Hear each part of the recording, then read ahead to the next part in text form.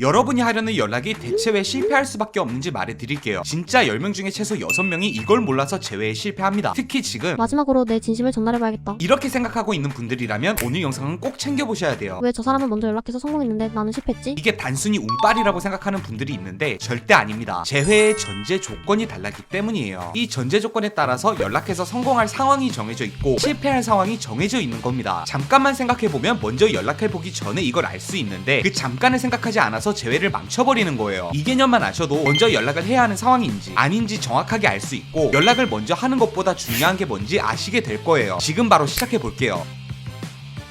먼저 이 개념을 이해하셔야 돼요. 재회를 자기 자신을 마케팅하는 거라고 생각해보세요. 마케팅에는 푸시 마케팅과 풀 마케팅이 있어요. 푸시 마케팅은 적극적으로 혜택을 제공하면서 제품 판매를 위한 영업이에요. 풀 마케팅은 고객한테 영업을 하지 않아도 그 브랜드에서 만드는 제품이나 컨텐츠를 보고 고객들이 먼저 이끌려오는 마케팅입니다. 사람들이 아직 그 제품의 가치를 모르거나 경쟁사들보다 도드라지는 장점이 없을 때 진행하는 게 푸시 마케팅. 이미 탄탄한 브랜딩이 되어 있는 회사들이 주로 하는 게 풀 마케팅이에요. 재회에 대입해 본다면 먼저 연락해서 설득하고 내 장점을 어필하면서 재회를 제안하는 게 푸시 마케팅. SNS에 예전보다 더 예뻐지고 잘 지내는 모습을 보여주거나 연락을 하더라도 재회를 직접 제안하지 않고 좋은 모습을 보여주면서 상대방이 이끌려오도록 유도하는 게 풀 마케팅에 해당하죠.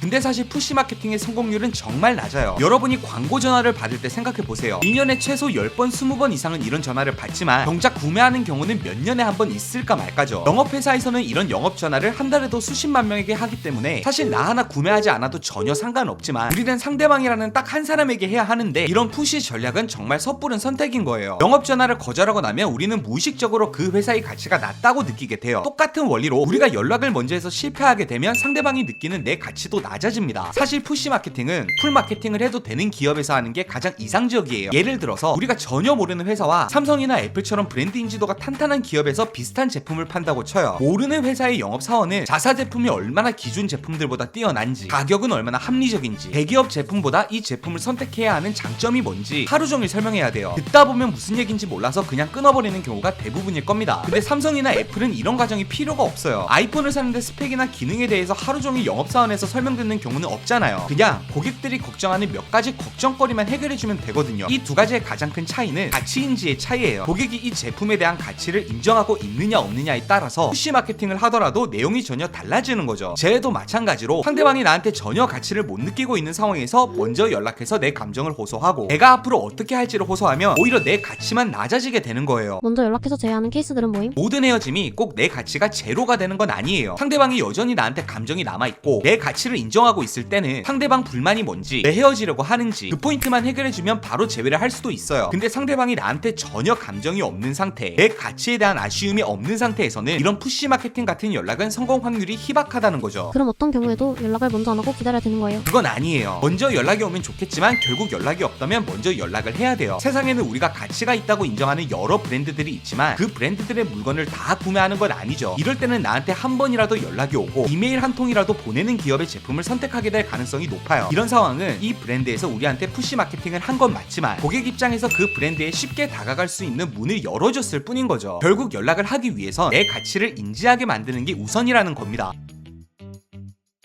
여기까지 들으셨다면 연락을 먼저 하기 위해선 전제 조건이 필요하다는 걸 아셨을 거예요. 상대방이 내 가치를 인지하게 만드는 게 첫 번째고 연락을 통해 나한테 다가올 수 있게 만드는 건 두 번째예요. 연락을 하는 건 상대방이 내 가치를 인지한 상태에서 반쯤은 나한테 마음의 다리를 건너온 상대방이 허들이 있을 때 그 허들을 치워주는 역할이라고 생각하시면 돼요. 헤어지고 빠른 시일 내에 연락을 해도 되는 경우와 먼저 연락을 해선 안 되는 경우를 정리해 드릴게요. 상대방이 내 가치를 인정하고 니즈가 있는 상태예요. 감정적으로는 나도 아쉬운데 만나도 같은 문제가 반복되겠지. 이런 생각을 하고 있을 때는 이미 마음의 다리에 반쯤 와 있는 상태이기 때문에 걱정에 대한 반박 제거만 해주면 돼요. 이럴 땐 이미 내 가치를 인지하고 있는 상태이기 때문에 연락을 먼저 해도 괜찮습니다. 상대방이 내 가치를 전혀 실감하지 못하는 상황이에요. 이럴 땐 반드시 내 가치를 인지시키는 전제 단계가 있어야 되고 나에 대한 니즈가 생겼을 때 나한테 다가올 수 있게 연락을 해주는 게 맞아요. 이 상황에선 빨리 연락을 할 상황은 아닌 거죠. 그래서 제 가치를 어떻게 알게 만드는데요? 꼭 필요한 세 가지 방법을 말해드릴게요. 첫 번째, 간접적인 가치 증명. 헤어지고 나한테 생긴 변화를 내가 이렇게 달라졌어, 이렇게 직접적으로 간접적으로 말하는 분들이 있는데 이거 이별 초반에는 진짜 별로예요. 가치 증명은 사회적인 증거가 있어야 됩니다. 대표적으로 SNS죠. 이건 상대방한테 직접 말로 표현하는 건 아니더라도 내 변화를 바로 상대방 눈앞에 가져다 놓을 수 있는 방법이에요. 그리고 또 하나가 주변인들의 증언입니다. 나 예전이랑은 진짜 달라졌어. 이렇게 내 입으로 말하면 점수가 깎이지만 겹지인들이 걔 요즘 옛날이랑은 전혀 다르더라. 이렇게 말하면 호기심이 안 생길 수가 없죠. 겹지인들의 말은 훨씬 신뢰가 가는 객관적인 증거니까요. 근데 여기서 여러분이 아셔야 될 게 있어요. 이런 간접적인 가치 증명은 상대방에게 내 가치를 높인다기보다 상대방의 호기심을 자극하게 만드는 게 목적이에요. 사진 몇 장 올려놓고 상대방이 먼저 연락 와서 제외하자고 말하지 않을까? 이렇게까지 기대하시는 분들이 있는데 간접적인 가치 증명만으로 이런 결과까지는 기대하시면 안 돼요. 두 번째는 변화를 스토리로 들려주세요. 이렇게 상대방이 나한테 호기심을 가지게 만들었다면 구체적으로 내 변화가 뭔지 알려줘야 됩니다. 달라진 것 같긴 한데 구체적으로 어떻게 달라진 건지는 잘 모르겠는데 연락 상황에서 내가 구체적으로 어떻게 생각이 바뀌었는지 말해줘야 돼요. 근데 이걸 또 내가 너랑 헤어지고 이렇게 바뀌었어? 이렇게 직접적으로 말하는 게 아니에요. 내 변화로 인해 생긴 스토리를 들려주세요. 예를 들어서 내가 정말 게으른 사람이어서 운동 같은 건 절대 안 했다. 그럼 나 요즘 정말 부지런하게 운동 열심히 하고 지내고 있어. 이런 말을 직접 하는 게 아니라 이번 주말에 친구들이랑 지리산 1박 2일로 천왕봉 찍고 오기로 했어. 오늘 마치고 등산화랑 스틱 사러 갔다 오려고. 이렇게 내 변화로 인해 일어날 수 있는 스토리를 들려주세요. 왜 굳이 이렇게 해야 되는데요? 내 변화를 상대방에게 직접적으로 어필하는 것 자체로 제외하고 싶어서 이런 얘기를 하나? 이런 생각을 하게 만들 수 있거든요. 세 번째, 반박 심리를 제거해줘야 돼요. 여기까지 와도 상대방은 여전히 좀 걱정스러울 수 있어요. 잠깐 이러다 원래대로 돌아가는 거 아니야? 내가 얘를 어떻게 믿어? 이런 불안 반박 심리를 해결하려면 내 생각의 본질 자체가 달라졌다는 걸 알려줘야 돼요. 이때 효과적인 방법이 내 과거 단점을 철없던 시절의 귀여운 실수로 포지셔닝 해버리는 거예요. 예를 들면 내가 술 마시고 사고치고 그래서 상대방이 헤어졌다. 그럼 이렇게 표현하는 겁니다. 일상 대화 중에서 술에 관련된 얘기가 나왔을 때 옛날에는 내가 어떻게 생활해야 될지도 모르고 스트레스 푸는 방법도 모르니까 술밖에 즐거운 게 없더라고. 근데 지금 생각해보면 술 먹고 좋은 일은 하나도 안 생기고 전부 내 인생에 손해밖에 안 생기더라고. 근데 요즘처럼 생활하니까 술 마시는 것보다 훨씬 만족도도 높고 좋은 일들만 생기는 것 같더라. 그때는 철이 없었던 것 같아. 요즘은 술 생각 자체가 안 들더라고. 이런 얘기를 들으면 상대방은 얘가 지금 행동만 달라진 게 아니라 생각 자체가 달라졌구나 이렇게 생각하게 되겠죠. 이게 전부냐고요? 아니죠. 그럴 리가 없죠. 상대방이 후회할 수밖에 없게 만드는 제외 방법들을 심도 있게 공부해보고 싶은 분들은 연애언어연구소 사이트의 강의실을 방문하세요. 무료 PDF부터 읽으시고 여러분에게 필요한 서적을 추천받아 보시면 됩니다. 오늘 강의가 유익하셨다면 주변에 이별로 힘들어하는 친구분들이 있다면 공유해주세요. 여러분이 공유하신다면 도움은 제가 드리겠습니다. 그럼 오늘도 행복한 연애 하세요.